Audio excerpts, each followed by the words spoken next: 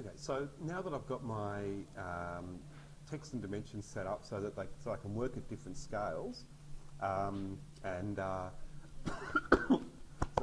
sorry, sort of make sure that that you have done that. So if you haven't done those steps, this next part won't work. So I'm going to go back and just show you in the playlist on YouTube those last two videos that you can see there on viewports at different scales and then dimensions need to be completed before you can do this next thing.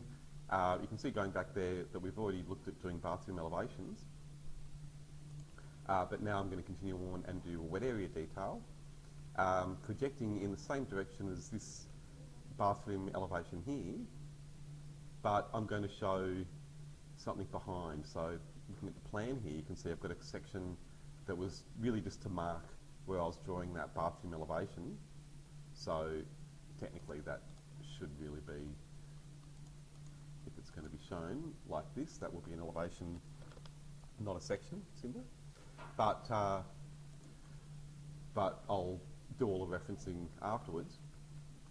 What I'm going to do now is a detail, again showing the shower wet area detail. So I'm going to just copy this section marker, so at least I've recorded for myself where I'm taking that detail from. The detail technically would be the same in both directions, so the detail is going to be showing again the corner of this shower. I'll call it a shower tray. I'm not using a preformed shower tray, I'm going to use tiles, but again it's showing that corner of the shower, and again it will be the same detail here. So I'll show you the detail. It's in the Gyprock catalogue, and so you can see here we've got this detail which shows how that shower is going to be recessed, waterproofed, and again it's called the shower recess. But in this case I'm using the detail in this catalogue for the first option with a membrane, and so you of course need this Gyprock catalogue as well to be able to do this detail. So if you are at the college, you'll find it in the week 1 folder. I'm going to put it up onto Moodle. It is there already in one of the resources folders, but I'll make a new topic. If you've been looking at the topics in Moodle, you can see here that we've got topic 6, I think it's Windows, and then it skips because basically we had to remove some of the topics in between. We've changed the way, the order we do things. So I'll put a topic in between 6 and 12 for interior linings that will have that Gyprock catalogue there as well. So I'll put that up today, but it's not there yet. It is again in one of the resource folders, but it might be hard for you to find, so I'll put a topic there so it's easy to get. But you can also download it from the website. So if you haven't had a look already at the Gyprock or the CSR website, it's definitely worth having a good look there and seeing how you can get all this information. So again, I'm using the detail from that catalogue, and if you're wondering, it's page 84. But again, I highly recommend you have a look at the other details in that catalogue. So if you look through that section, you'll see, as well as the details at the beginning for shower trays, you have details for shower trays against brick walls as opposed to stud framed walls, and then going further you'll see there are other details. So you've got baths there. If you're wondering how baths are installed, it's not as obvious as you might think, and so that's something you probably should look at as well. For interiors, you definitely need to know that. And then going further, you'll see there are other more standard details. So there are things like they're corner details, but there are definitely even things for vanities you can see here, which is really useful. And then some more standard, here we go, general wet area details. Okay, so they're all really extremely useful details that you might struggle to find anywhere else. So the first step with detailing usually is research and knowing how to source the information. And so then now, again, just making sure I've got the right detail. So again, the shower recess with the first option that has a membrane, so it's the class 2 membrane. And essentially I'm just going to copy what you can see here. Oops.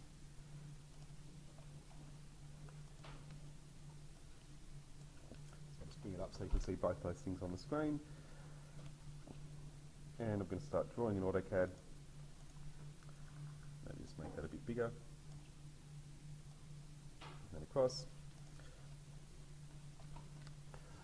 So you need to decide where you're going to set these drawings out or set the detail out. So because I'm projecting from this corner here, I'm going to draw a line from the edge of the wall and take it down below the area where that plan's going to be. That includes the dimensions here, so I'm going to come down even further and making sure it's a straight line by having ortho or polar on. I then better think about my layers, so I'm going to go to the wall cut layer, change that line I've just drawn to that layer as well.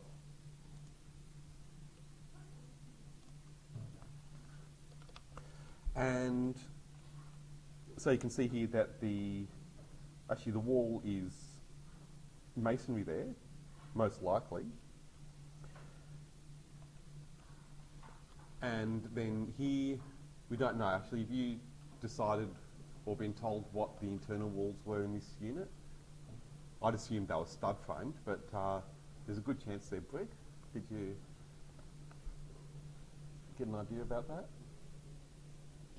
So that's something you should always think about. When you're working with an existing space, you need to think about all the existing materials for the things that you're keeping particularly, and I'll be assuming you'd be keeping a lot of these walls.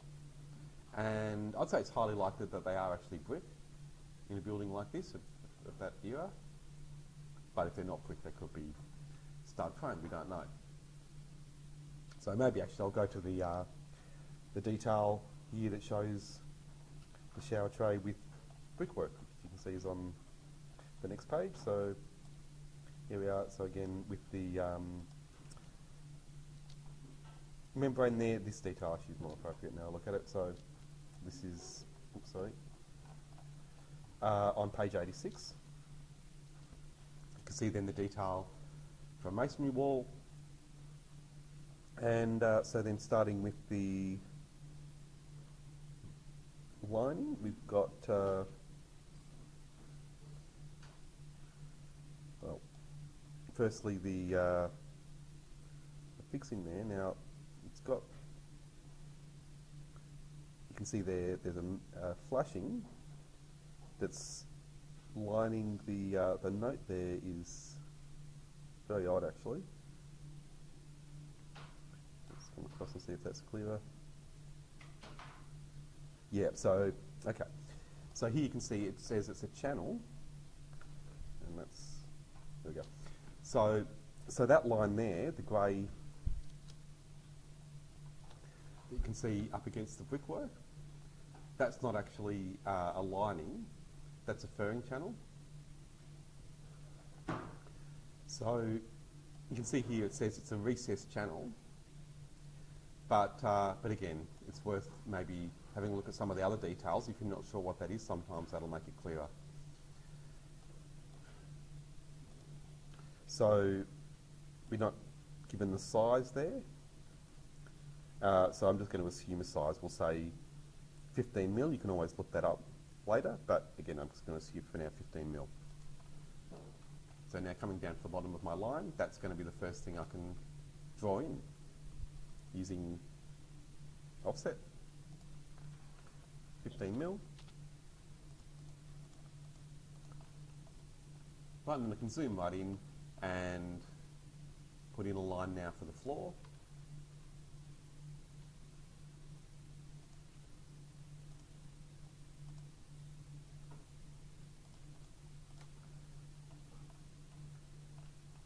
Okay, and so I'll worry about the brickwork and the concrete afterwards. For now, I'm just going to draw in the new things. And probably what you need to be clear about here is, in this detail, what's existing and what's new. So what you're adding is everything from the line of the bricks there and from the line of the concrete. So in this case, I've got the line of the wall here and the line of the floor. And again, the brickwork can be added afterwards, along with the concrete. So now that I've got that furring channel established, I need to put in a gap. And when you're looking at a detail like this, do you think the size that you can see there is the size that things are going to be really built? So if they've got a spacing like this, where it says it's for the flashing, there's a gap there. Do you think that's actually how it's going to be built, with a big gap between the furring channel and this blue thing here, which is the actual lining? Do you think they'd leave a gap like that? No, definitely not. Right, so you've got to think about what you're looking at.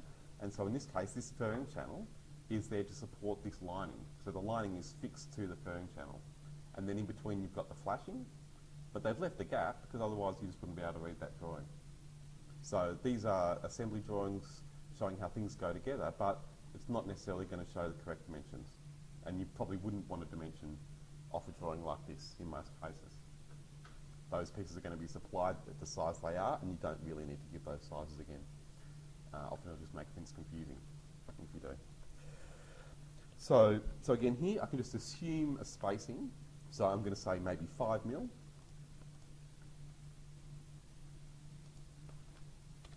And then offset again. Now it's starting to get a bit difficult to read with the colours all being the same. So I'll go and make some new layers for the extra things that I don't have already. So I need a layer for my my bathroom wall lining. So I've got the wall cut layer, and then if I make a new layer, I can call it A wall. Oops. Well, it's a type of plasterboard, but it's waterproof, so you can call it PB for plasterboard, and then AquaCheck is what it is. So I'll just put AQ for AquaCheck, and then cut, and then the colours are up to you. The names really are up to you as well, as long as you separate these things onto different layers. Get a bit darker. And then again, you should have a heavy line weight, so 0.35 is what I'm going to use. Yeah, it is exactly. So that's the CSR or Gyprock brand name, but fibre cement will do the same job, and that's often used instead of AquaCheck. So now I've got this line here, which I can change to my new layer. And then offset, we're not probably going to have a thickness here for the AquaCheck either, but I'm going to assume it's just a standard 10 mil.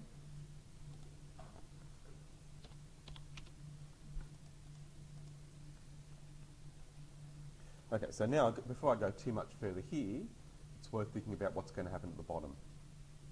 And so this is a good thing to see actually, because you should really be aware with interiors that you do need a gap between your interior linings and the floor. And so here you can see there's a mortar spacing or bed below the brick, and that's normally 10 mil. So that tells us the spacing for the furring channel, and then for the lining will come up a bit higher. So I'm going to again just use offset, 10 mil, and then we'll say 5 mil for the AquaCheck. I'm going to offset 5 mil again now from this line coming up above. And again, it's starting to get a bit confusing with all these different lines, so I'm going to join them together using probably just fillet. So here I'll just fillet. Firstly, this line at the bottom, second from the bottom, with the line here. Oh, now so you can see there it's telling me that the radius is too large. So you can always click on the radius option in that case and then change it back to 0. And now it will let me fill it joining to that line. So I'm going to make another layer. And this could be either wall or bathroom, but I think really it is part of the wall, so I'm going to make it a wall layer. So a wall furring, or just FC, but I'll put furring so it's clear. And it is not cut, so it's projection, if you're not sure, which means it will be either a light or maybe a medium layer since it's a detail. Light or medium line weight. So that's 0.18. And again, I'm just going to give it a unique or a different colour. Something like that. Oh, actually, since it's metal, I'll give it a bluish hue. Okay, so now I can put these two lines onto that layer.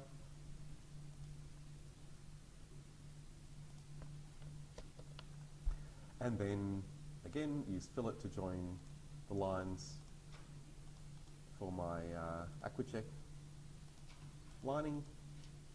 And again, just finish off with that line onto the same layer. Okay, so I've got these two components, but now you can see there are quite a few other elements that need to be added in. So this dashed line is really important because that's the flashing. And so I'm going to make another layer for that.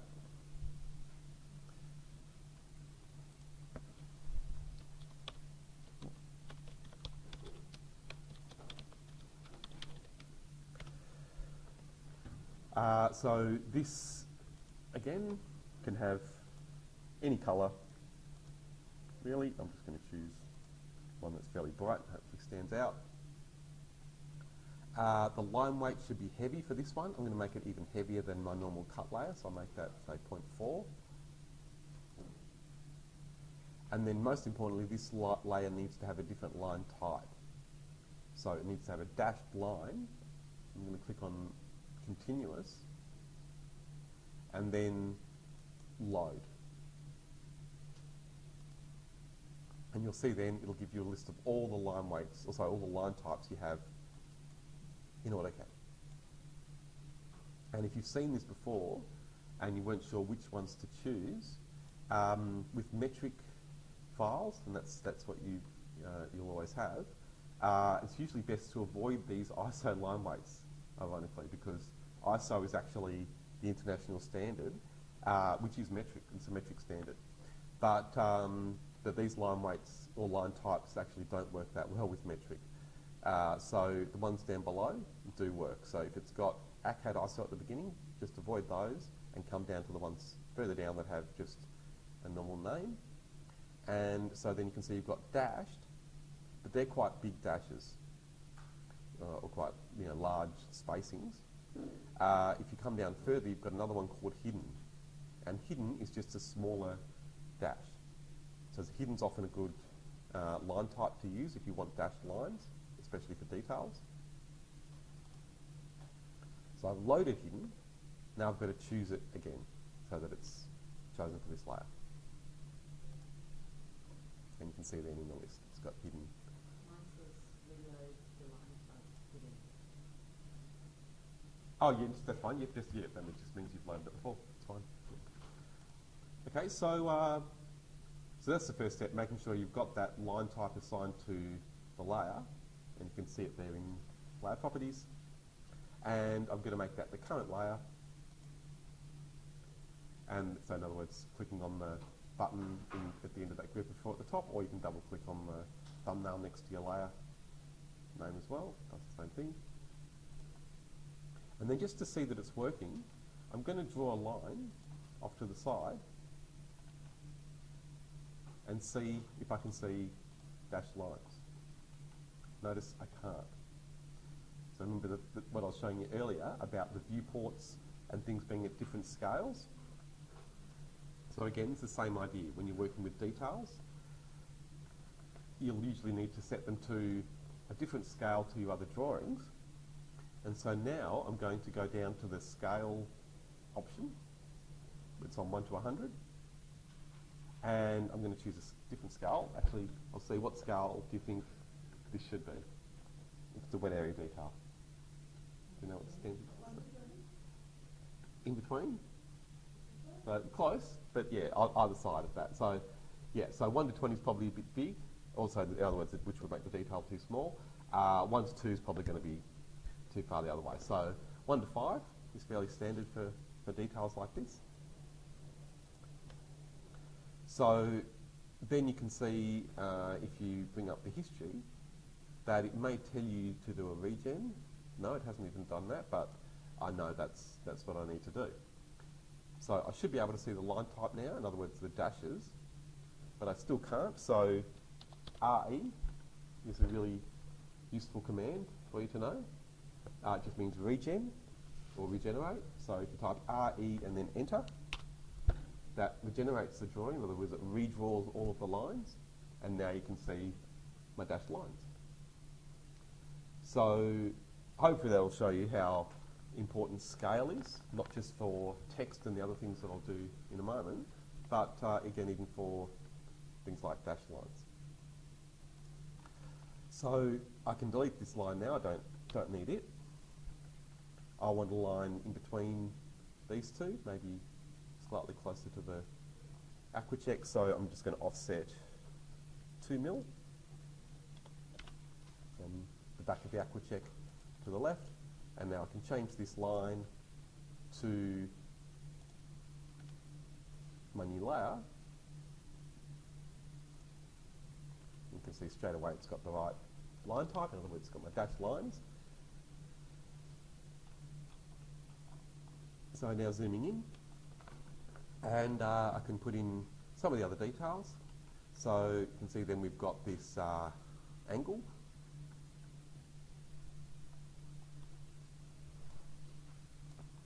So that blue line there is a steel angle.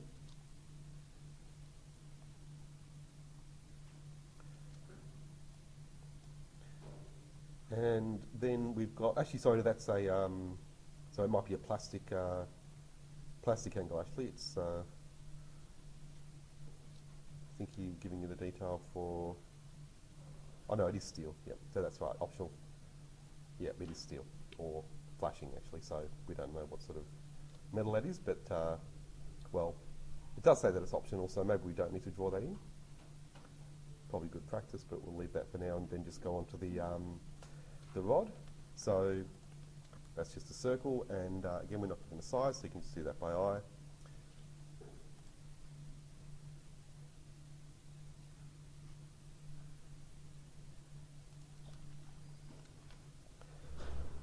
So then you've got the membrane, which in real life, again, wouldn't be this size.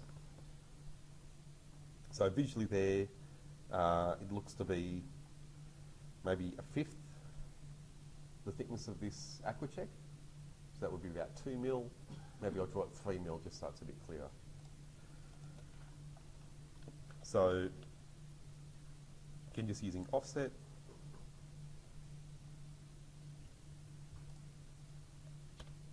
$3 mil.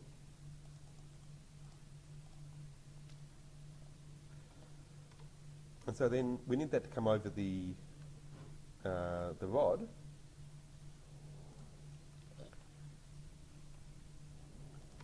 So maybe I'll make a layer for that first.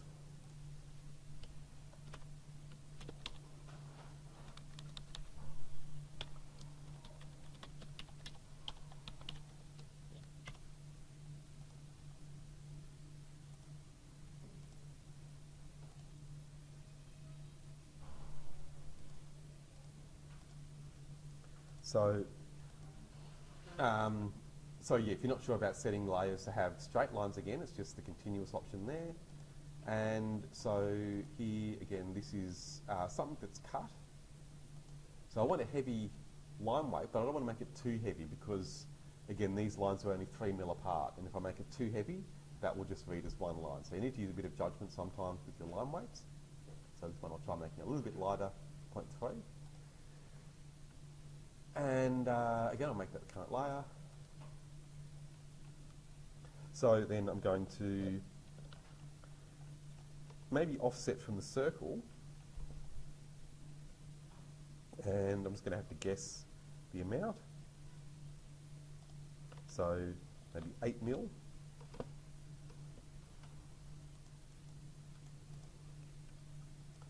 And I'll select that line and change it, sorry, the circle I mean, and change it to my new membrane layer, my new line as well, put it onto the same layer. So then I can offset 3 mil from my new circle.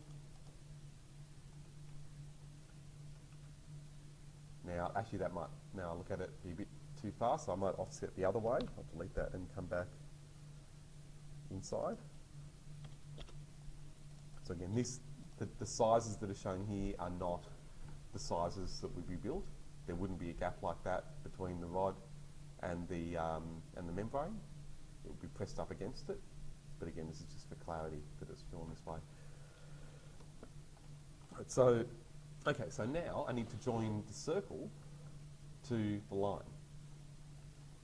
So I want to use fillet, but it won't work until I break that circle.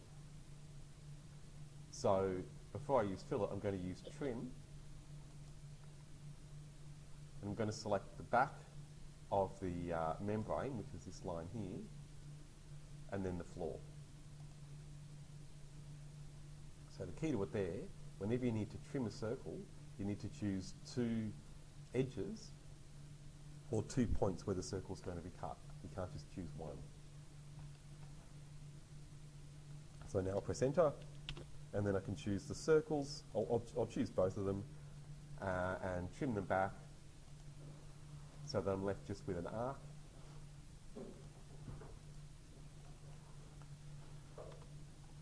Okay, now this is where I think it gets really interesting because, so I've got this curve here. Now I want to put a curve coming back to the membrane, the main line of the membrane. So I need to know, well, I want to know the radius of this circle. I'm just going to click to select it, right click, and bring up properties. And then you'll see there I can read off the radius, which is 15.5149. I'm going to round that off and just say 15. It's close enough. So now that I know that radius, I can go to fillet, choose the radius option, and set that to 15. I'm going to choose the circle and then my membrane, and you can see then it's giving me a curve coming up to that line. Now, having looked at it now, I can see, well, probably it is close, but maybe I've made that too big, so I'll go back. Okay, so 15 wasn't too far off, but I've maybe made it a bit too big, so I'm going to undo that and then try a slightly smaller radius. And you don't need to be too worried about exact measurements here because they're not going to build it with these measurements. This is just to make it clear. So I've tried setting the radius to 10, and now again I'll choose that arc and the line, and you can see that's probably closer to what you can see there. Now, I could fillet this arc to this line, but it might be easier instead to use offset now and keep the same distance, 3 mil, that's what I used before, so I'll press enter, and now I can choose the arc and offset down.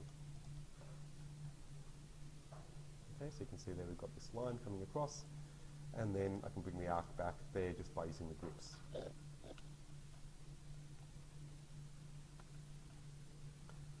Okay, so hopefully that's something you'll all be able to manage, even though you might have to take some time doing it. It's all done just with commands we've used so far, but I know there's a few tricky options in there. But again, the key with this sort of drawing is not to get too caught up in the exact measurements. You're just trying to make a graphical drawing that explains things like a diagram. And so again, now I can use offset. 3 mil is still going to be my distance. So this time I'm going to choose the line of my concrete, bring that up, change that straight away to the right layer, which is the membrane layer. So then I can repeat the process here to join. So I want to join the arc now to this line. So again, starting with fillet. The radius is still set to 10, so I'll leave that and choose my line, and the arc, it's not too bad. So there's another bump here where it's going over the angle. But like I said, that's optional, that flashing angle.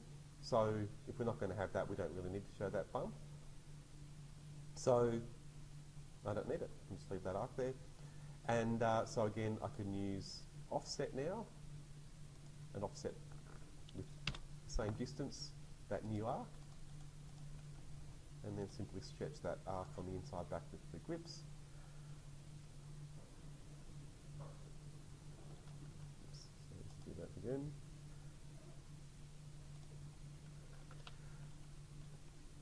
So that looks neat enough to me. We're still going to put the, what do I call it, there's another line there. It's another seal that you didn't show, which you can see there, what do they call it, the bond breaker. So you can see that black line. You could just offset from the red line. So I might skip that, that's probably fairly easy to add in. Then you can see you've got the mortar bed. That could simply be on the same layer as your concrete.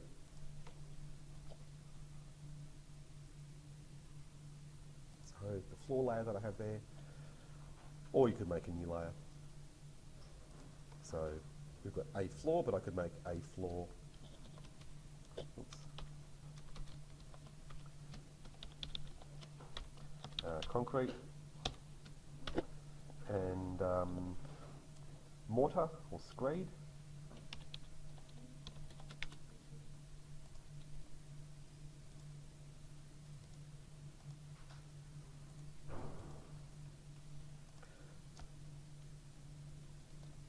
So here again, you're not given a dimension, but this is a nice drawing actually, because you've got a brick right next to it. You know a brick is 76 mil high. So that looks like it's about half or a bit less than half the height of a brick. So a bit less than half would be around 30 mil.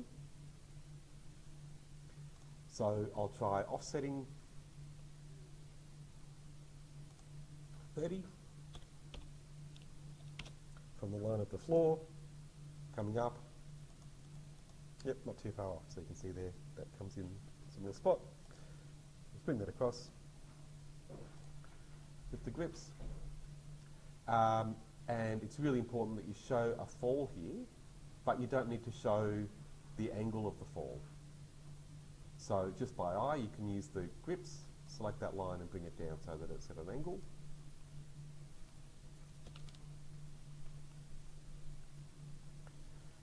You can then draw tiles just using rectangles. So you should really make a layer for your tiles as well, because you may only have a bath tiles layer that's in elevation, or in projection. So you can see there that's the layer I used in the elevation, but I'll make a new layer. The tiles that are cut.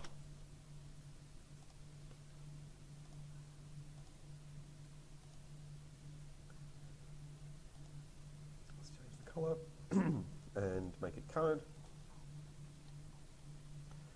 So I don't know the size of the tiles you've been using, but I'm sure you will. So thinking about the size of your tiles, you can go to draw a rectangle. I'm just going to click a point slightly to one side of that membrane near the corner. And then coming up and to the right, we'll say the tiles are 10 mil. In real life, the thickness varies quite a lot, but it's between 5 and 15, I suppose, normally. And then you also need to think about the overall size of your tiles. So if they're, say, 200 square or 300 square, then the height here obviously will be 200 or 300. So I'm going to type in the thickness. I'll say again 10 mil. Well, let's do it actually 8, because that is going to read better. So 8, comma, the height. I might just do a fairly standard tile and make it 200. There we are. So I've drawn a tile. And now, visually, it's going to be a little bit hard to read because it's maybe slightly too close to the membrane. So I can just do what the builders in real life would do, what the tilers in real life would do, which is just to move it slightly. They don't get out the rulers and measure everything precisely. They set it out in advance, but when they're building things, definitely things can be moved around to make it work properly. So that's fine, again, in a detail like this, just to make it look and read better. And so now I can simply copy that tile up above, making sure there's a spacing between this and the next one. They're never going to take measurements off a drawing like this for your tile placement, so you don't need to be too precise again with the measurements there. Okay, so I'll maybe just draw one following the angle here, just to give you a good tip there. So, now you can see there I actually need to bring this tile up first a little bit higher, so I'll select the 2 tiles there, and so we need the tile on the floor going under this tile, so I'll just move those tiles up a little bit more. So now, last thing I want to show you there before maybe just giving you a bit more time to try all these things. I want a tile now that goes at the angle of my mortar bed. So a good way of doing that is to draw the rectangle first, like I have, then select it, go to copy. I'm going to just snap to the corner on the bottom right there, and I'm going to turn ortho off and snap that onto the corner or the end of the line of my mortar bed. Press enter to finish. So I've got a copy there, you can see on the corner. And then what I really want to show you now is that you can use the rotate tool. So I'm going to select it first and then choose rotate. I'm going to snap to the corner that I used to place it. That's my base point, so it's going to rotate like the hinge. It's going to rotate around that point. But now, to make it follow the angle of my mortar bed, I've got to choose reference first. Down on the command line, you can see the reference option there. And then I'm going to click a new point, which is actually the same point, which is the base for my reference angle.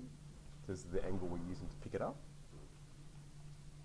I'm going to zoom out and find the other end of that line, right here.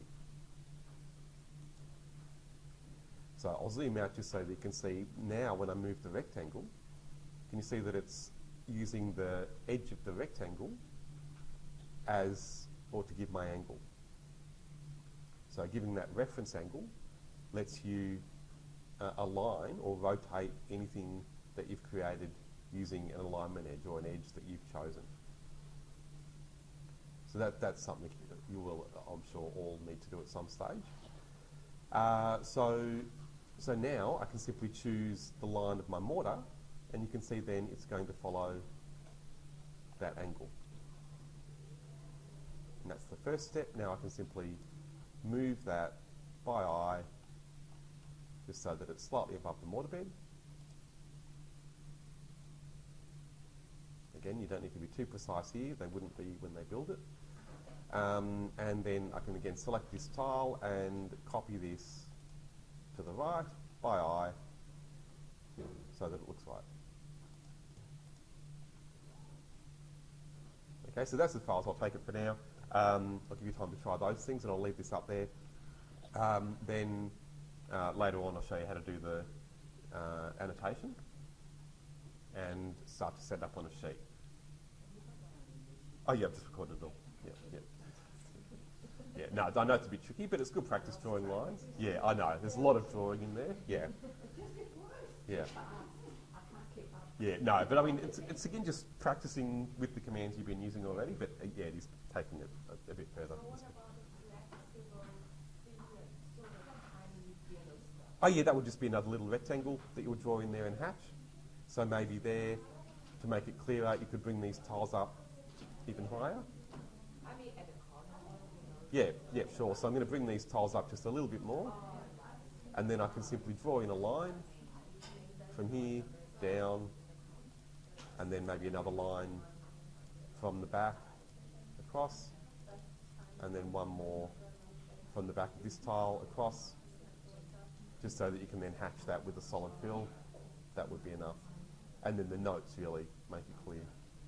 But yeah, it's good to think about those things. So yeah, there are quite a few little things that I've left off. Don't forget those. So here, these lines are showing the furring channel. You need to draw those as well. You don't need to draw the screw the way it's shown there. That's something where people get bogged down trying to draw perfect screws. You don't need to design screws. They're supplied as they look there. So a line, just a dashed line, is all you need to show a fixing. Yes, exactly. Yeah, just a dashed line like that. Don't try and draw screws or anything like that, nails. You should never need to draw those normally. Okay, but again, I'll give you some time to try those things. I'll leave that up there and then have a look at the issues you've got. Yep.